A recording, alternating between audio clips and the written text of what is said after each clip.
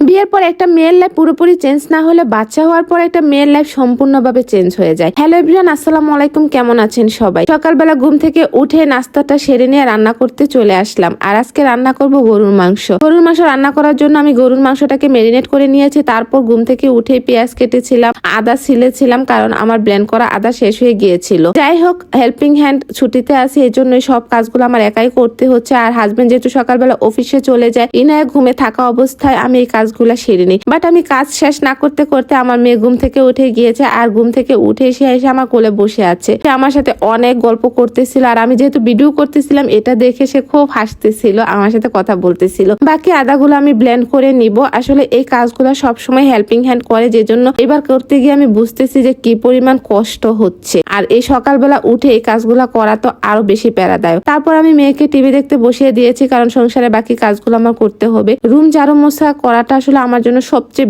বেশি কষ্টের কাজ মনে হয়। বাট যেদিন হেল্পিং হ্যান্ড না আসবে ওই দিন আমি রুমটা মুছে ফেলি, কারণ যেহেতু বাসায় ছোট বাচ্চা আছে, তো প্রতিদিনই তো মুছতে হয়। আর না মুছলে আমার নিজের কাছেও খারাপ লাগে। যাই হোক, তো আমি রুমটা মুছে নিচ্ছি। আর ইনায়াকে বারবার গিয়ে দেখতেছিলাম যে মেয়ে কি করতেছে। মেয়ে টিভি দেখতেছিল, কিন্তু আর টিভিতে কোনো মনোযোগী ছিল না। আমি রুম মুছতে গেলে সে আমাকে এসে ডিস্টার্ব করবে। বাট আজকে টেরই পাই না যে আমি রুম মুছতেছিলাম। আর রুম মুছতে মুছতে আমার রান্নাও শেষ হয়ে গিয়েছে, গরুর মাংসটা শেষ হয়ে গিয়েছে। আর আমি ডালের বড়া বানাবো। ডালটা আমি আর একটু পরে ব্লেন্ড করব। আর আমি গরুর মাংসর সাথে ভাত রান্না করে ফেলেছি রাইস কুকারে।